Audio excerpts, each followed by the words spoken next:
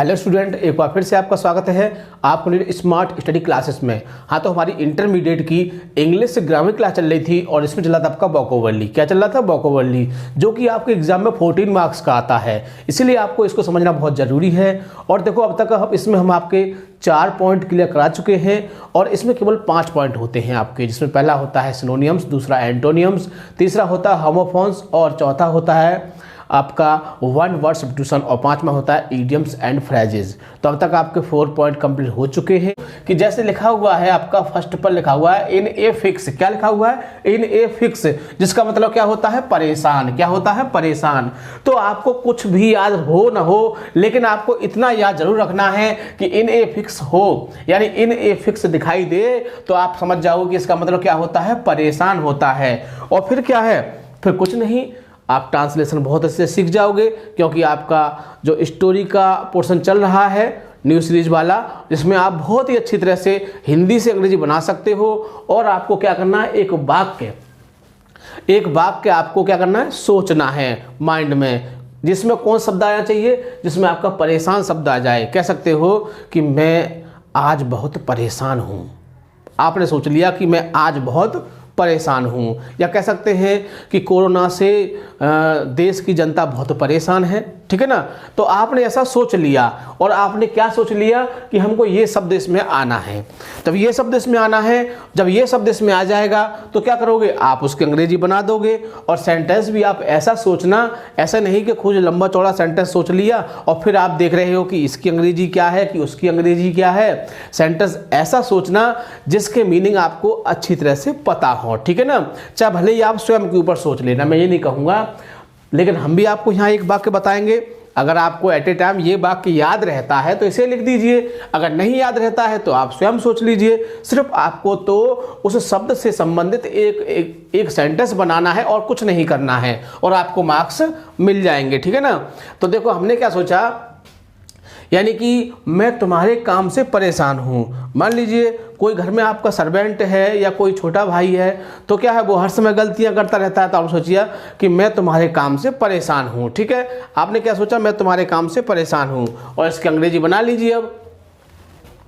तो देखिए, I am, मैं हूँ, इन ए फिक्स, क्या हूं? परेशान हूं, योर वर्क, तुम्हारे काम से, यानी कि मैं तुम्हारे काम से परेशान हूं। तो मैं ये नहीं कहूंगा कि आपको यही वाला वाक्य लिखना है। अरे, आप और कोई सेंटेंस चूज कर सकते हो जिसमें आपको क्या शब्द आ जाए? ये परेशान शब्द आ जाए, बस। ठीक है ना? तो इसलिए आपको मुख्य रूप से, चाहे भले ही इसमें एक भी वाक्य आपको याद हो ना हो, लेकिन आपको ये इसके साथ साथ इसका मीन आपको जरूर याद होना चाहिए। यदि आपको ये कंडीशन कन्फर्म होगी, आपको इस तरह से आप याद कर लोगे, तो आप बहुत ही आसानी से इडियम्स को कंप्लीट कर सकते हैं, बिल्कुल भी दिक्कत नहीं आएगी। और सबसे खास बात, ऐसे इसमें आपको 3 शब्द मिल ही जाएंगे जो आपको याद होंगे। ठीक है ना? क्योंकि ये क्वेश्चन जो है वो चॉइस का है, बाकी किसी में कोई चॉइस नहीं होती है। ठीक है? तो सेकंड को देखते हैं, इसमें क्या दे रखा है? इन्स एंड आउट्स, यानी कि इन्स एंड आउट्स, जिसका मतलब क्या होता है? विवरण। क्या होता है? विवरण। विवरण समझते होंगे, किसी चीज का वर्णन करना आप समझते होंगे। तो इन्स एंड आउट्स, तो आपको ध्यान रखना है कि इन्स एंड आउट्स में क्या होता है? विवरण होता है। बस आपको इतना कंफर्म रखना है। और फिर क्या करोगे? एक वाक्य सोचोगे, जैसा कि हमने बनाया है। तो इसको भी देख लेते हैं। You should first try know. देखो, हमारी तो इच्छा ये थी कि हम यहाँ पर पहले हिंदी लिखें, फिर उसकी आपके सामने इंग्लिश बनाएं, तब आपको बहुत ही अच्छा समझ में आएगा। लेकिन क्या किया जाए, समय का अभाव है। यदि ऐसा करेंगे तो 5 ही वाक्य हो पाएंगे और वीडियो काफ़ी बड़ा हो जाएगा। ठीक है ना? इसलिए हम इसको पहले से लिख देते हैं ताकि समय की बचत हो। और आप समझते हैं कि आपको बहुत ज़्यादा दिक्कत होगी जब वीडियो बड़ा होगा, तो आप उसको डाउनलोड करोगे तो उसमें बहुत ज़्यादा दिक्कत होगी ना, डाटा बहुत ज़्यादा वेस्ट होगा। इसलिए हम चाहते हैं कि वीडियो छोटा छोटा बने, जिसे आप जल्दी जल्दी देख के याद कर लें। ठीक है ना? तो देखिए, इन्स एंड आउट्स में क्या होता है? विवरण। तो you should first try know, तुम्हें सबसे पहले क्या करना चाहिए? उसको जानना चाहिए। The ins and outs of the case, यानी कि जो केस है उसके विवरण को सबसे पहले जानना चाहिए। एंड, और फिर देन गिव योर ओपिनियन, और फिर अपने सुझाव देने चाहिए, फिर अपने विचार देने चाहिए। तो देखो, हम ये नहीं कहेंगे कि आपको यही वाक्य बनाना है, आप इससे छोटा सोच सकते हो। यानी कि हमें लेखक के विवरण को पढ़ना चाहिए, है ना, हमें लेखक के विवरण को पढ़ना चाहिए। तो वी शुड रीड, किसको पढ़ना चाहिए, the points ins and outs, है ना। इस तरह से बहुत ही आसानी से कर सकते हो। तो उस समय आप, यदि आपको ये एग्जाम्पल याद रहता है तो बढ़िया बात है, नहीं रहता है तो एट ए टाइम आप सोच के उसको कंप्लीट कर सकते हो, ठीक है ना। आगे देखो, थर्ड पर देखते हैं क्या है, किथ एंड किन। क्या है, किथ एंड किन, जिसका मतलब क्या होता है, रिश्तेदार। किथ एंड किन मींस क्या होता है, रिश्तेदार। तो देखिए बाकी को देख लेते हैं। ही इन्वाइटेड ऑल किथ एंड किन, यानी उसने क्या किया, सभी रिश्तेदारों को निमंत्रण दिया।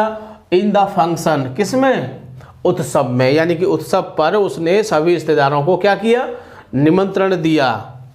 आगे फोर्थ पर देखते हैं क्या है आपका, in taken off. In taken off, in taken off में क्या होता है, निशानी। क्या होता है, निशानी। देखो ये जो हमने जो एग्जांपल लिया है, ये आपका बुक थी आपकी द मर्चेंट ऑफ वेनिस, जो इस समय कोविड-19 का उसको हटा दिया गया है, लेकिन हमने एग्जांपल उससे ही ले लिया है ताकि आपको कुछ जानकारी तो मिल ही जाएगी ना, क्योंकि इस बुक को हटा दिया है। बहुत ही अच्छा ड्रामा था, आप पढ़ते तो बहुत अच्छा लगता, और हम भी आपको पढ़ाते बहुत अच्छी तरह से, और इसमें से लॉन्ग क्वेश्चन आता था और बहुत ही अच्छी तरह से स्टूडेंट्स को लिख सकते थे, बहुत ही आसानी से। 4-5 क्वेश्चन तैयार कराते थे बच्चों के लिए, और बच्चे उनको बहुत ही आसानी से याद कर लेते थे और उसमें एग्जाम में लिख देते थे, ठीक है ना। लेकिन क्या किया जाए, कोई बात नहीं, हटा दिया है तो बढ़िया बात है, क्योंकि आपके लिए वैसे ही बेनिफिट है, कोर्स कम हो गया, ठीक है ना, और टाइम तो आपका वही है। तो देख लेते हैं इसको। तो वैसे नहीं हो गेम, वैसे नहीं उन्हें दिया, हिज माने अपना, अपनी या अपना, इन टेकन ऑफ, वैसे ने अपनी निशानी दी। क्या निशानी थी, द वेडिंग रिंग, यानी वैष्णो ने अपनी शादी की अंगूठी जो निशानी के रूप में दी, किसको दी, टू द लॉयर, किसको दे दी, वकील को दे दी। तो देखो अब मैं इसको पूरा विस्तार से तो नहीं बताऊंगा, वकील को दे दी थी उसने, तो आपको तो सिर्फ इतना ही याद रखना है। और अगर आपके उसमें कोर्स में ये बुक आती तो मैं इसको और अच्छी तरह से डिफाइन कर सकता था, लेकिन हमें वीडियो ज़्यादा लंबा नहीं करना, हमें तो सिर्फ क्या देखना है, इडियम्स एंड फ्रेज को ही देखना है, ठीक है। आगे अगला देखिए आपका है 5वां, देखते हैं इसको भी, लाइट एंड लीडिंग। क्या है, लाइट एंड लीडिंग मीन्स क्या होता है, प्रसिद्ध, यानी light and leading, light and leading means क्या होता है, प्रसिद्ध। तो इसको देख लेते हैं, इसका एग्जाम्पल भी देख लेते हैं। और देखो एग्जाम्पल हमने बहुत इजी लिया है, the Taj Mahal is a light and, 2 bar and लिख गया, कोई बात नहीं, ठीक, काट देंगे।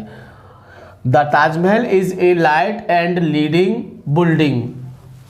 तो कह सकते हैं कि ताजमहल क्या है, बहुत ही यानी कि प्रसिद्ध इमारत है। तो कह सकते हैं कि ताजमहल एक प्रसिद्ध इमारत है। और आपको और कुछ कोई प्रसिद्ध इमारत दिख रही है तो आप उसको कह सकते हो, लाल किला को कह दीजिए, मैं नहीं कहूँगा कि आप ताजमहल को ही करिए, ठीक है ना। आगे देखिए 6 पर है आपका lobes and fishes. Lobes and fishes means क्या होता है, लाभ, यानी कि लॉब्स एंड फिशेस मीन्स क्या होता है, लाभ। देखो 2-3 बार अगर आप शब्द को अच्छी तरह से पढ़ लोगे ना तो आपको बहुत ही आसानी से इसका मीनिंग याद हो जाएगा। और वैसे भी देखो इसको एक तरीका होता है इसका याद करने का, जिसको मैं आपको बताऊंगा बहुत ही अच्छी तरह से। जैसे लाइट मीन्स क्या होता है, प्रकाश होता है, ठीक है ना। और प्रकाश क्या होता है, बहुत ज़्यादा चमकता है। प्रकाश में क्या होता है, बहुत ज़्यादा चमकना। और चमकने का मतलब क्या, प्रसिद्ध क्या होता है, प्रसिद्ध माने बहुत ज़्यादा चमकना, यानी कि सब उसको जानते हैं, सब पहचानते हैं, इसलिए तो प्रसिद्ध है। मतलब ताजमहल बहुत ज़्यादा क्या है, चमकता है, अच्छा बना हुआ है। तो लाइट मीन्स क्या होता है, हमारा प्रकाश है, यानी कि लाइट मीन्स प्रकाश, और प्रकाश क्या होता है, बहुत ज़्यादा चमकता है। और प्रसिद्ध माने भी क्या होता है, बहुत ज़्यादा। तो इसको सेंस के बेस पर लिया जाता है, किसके बेस पर लिया जाता है, सेंस के बेस पर। तो आप उसको सेंस के बेस पर भी याद कर सकते हैं बहुत ही आसानी से। तो वैसे भी लाइट एंड लीडिंग बहुत 2 बार पढ़ लोगे तो आपको याद हो ही जाएगा, ठीक है ना। तो क्या है, लॉब्स एंड फिशेस मीन्स क्या होता है, लाभ। बाकी को देख लेते हैं, मैनी पीपुल, यानी कि बहुत से लोग। मैनी पीपुल मीन्स क्या होता है, बहुत से लोग। रन आफ्टर, पीछे दौड़ते हैं, द लव्स एंड फिशेज, किसके पीछे दौड़ते हैं, लाभ के पीछे दौड़ते हैं, इन द ऑफिस, किस में, दफ्तर में। यानी कि बहुत से लोग दफ्तर में लाभ के पीछे दौड़ते हैं। देखो लाभ के पीछे सब दौड़ते हैं, कोई ज़्यादा दौड़ता है, कोई कम दौड़ता है, ठीक है ना। हम भी ये बनाते हैं, किसके लिए बनाते हैं, लाभ के लिए बनाते हैं। आप पैसा देते हो, हम पैसा लेते हैं और आपके लिए वीडियो बना के देते हैं। तो सब भागते हैं लाभ के पीछे, कोई कम कोई ज़्यादा। आप भी शिक्षा के पीछे भाग रहे हैं। आपका भी उद्देश्य क्या है, वही उद्देश्य है। क्या उद्देश्य, कि पढ़ लिख के क्या करना है, हमको बहुत अच्छी तरह से कुछ बनना है और फिर क्या करना है, लाभ के पीछे ही भागना है। लाभ का मतलब मनी, पैसा, जो कुछ होता है सब जानते ही हो आप, ठीक है ना। तो आगे देखिए, आगे देखते हैं 7 पर। Life and soul, life means क्या होता है, जीवन, एंड सोल मीन्स क्या होती है, आत्मा, प्रमुख आधार। अब देखो अगर आप इससे सेंस से पता लगाओगे कि लाइफ और क्या है, एंड सोल, यानी जीवन के और क्या होता है, आत्मा।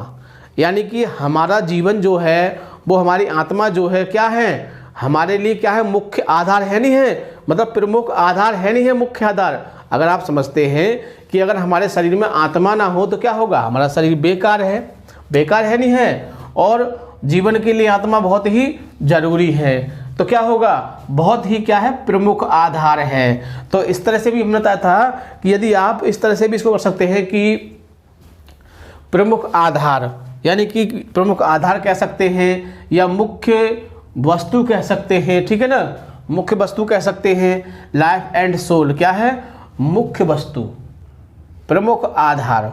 तो इस तरह से हम इसको अपने बिंदु के द्वारा एक अर्थ में भी सेट कर सकते हैं और जिसके आधार पर हमें क्या है, एक वाक्य बनाना होता है एग्जाम में, ये आप जानते हैं अच्छी तरह से। अब इस वाक्य को देख लेते हैं। The money is not, the money is not, यानी कि पैसा नहीं है, life and soul of the life, यानी कि जो पैसा है वो नहीं है, क्या नहीं है, प्रमुख आधार नहीं है, ऑफ द लाइफ मीन्स जीवन का, यानी पैसा जीवन का प्रमुख आधार नहीं है। देखो किस हद तक देखा जाए तो ये बात सत्य है कि पैसा जीवन का आधार नहीं है, लेकिन अगर दूसरे स्तर से देखा जाए तो पैसा ही जीवन का आधार है देखा जाए, क्योंकि पैसे से आजकल बहुत चीज़ें आती हैं, बिना पैसे के कुछ भी नहीं आता है। तो वर्तमान समय में तो यही माना जाता है कि जो पैसा है वो क्या है, जीवन का प्रमुख आधार है और बिना पैसे कुछ भी नहीं है। अगर आप पैसे नहीं देते तो हम भी यहाँ खड़े नहीं होते, ठीक है ना। लेकिन अगर एक स्तर से देखा जाए तो पैसा जीवन का आधार नहीं है, ठीक है ना। तो हमें तो सिर्फ क्या करना है, एक वाक्य को ही बनाना है। और यदि आपको लगता है कि पैसा जीवन का क्या है, प्रमुख आधार है, तो आप इस नोट को हटा सकते हो।